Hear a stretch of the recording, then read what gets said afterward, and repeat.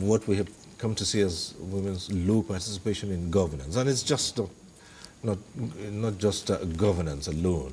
It all begins from the political space. When you have very few women, it follows that in governance there'll be fewer still.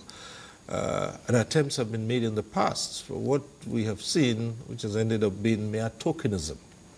Now, this bill surely needs to go beyond that. So, from your perspective, talk to us about it. This particular bill, like you said, it didn't start with this assembly.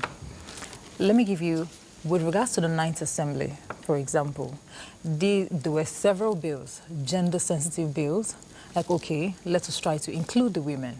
Let us increase participation within this space for women. But unfortunately, the 5 gender bills failed.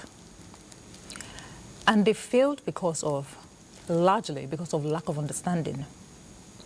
Most of the legislators did not even understand what it is that they were voting on.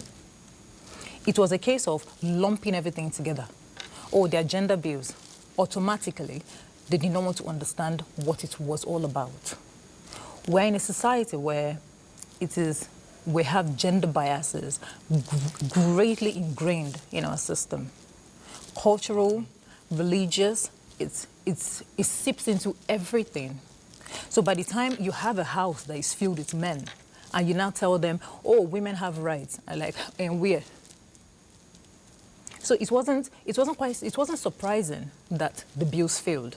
After the whole process, we did a research. Let's look into why did these bills actually fail, and we understood some of the things we understood was advocacy was a bit low. It didn't start on time because of the COVID-19 situation. That was the 2019 period, and by the time it started, there was no easy movement within this space. The reception was already, you know how it is.